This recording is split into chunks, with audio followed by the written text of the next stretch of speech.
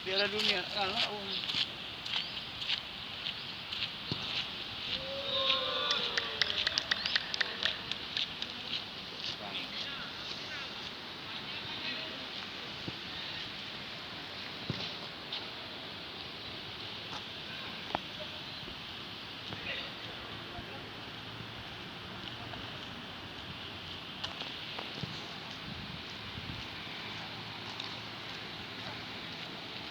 Pak Topik, bisa dijelaskan ini Pak Topik, Dinas Pemuda dan Olahraga selaku pengelola venue di Stadion Bumi Sriwijaya, ini kita setiap hari melihat latihan di Stadion Bumi Sriwijaya ini kayaknya akan segera direnovasi menjelang Piala Dunia U20.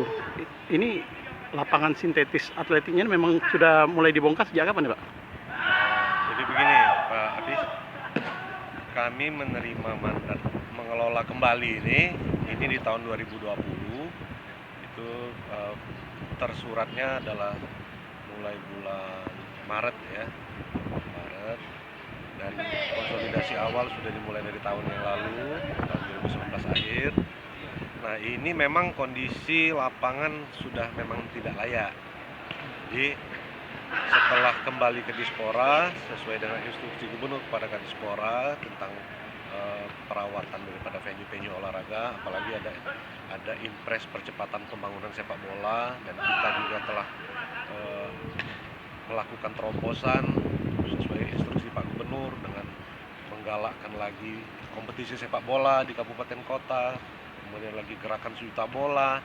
Nah, ini venue kita memang perlu direnovasi. Kalau masalah base tanah di bawah rumput itu keadaan masih bagus.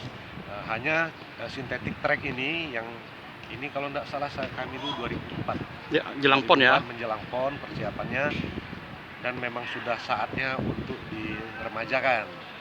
Nah, kebetulan setelah kembali ke Dispora dan isu tentang Piala Dunia ini akan bermain di Palembang, ya, Kadispora menginstruksikan bahwa pada hari-hari Jumat, setiap hari Jumat yang seyogyanya kita melakukan olahraga bersama di kantor, olahraga mandiri, itu bergerak ke Bumi Sriwijaya untuk melakukan pembersihan.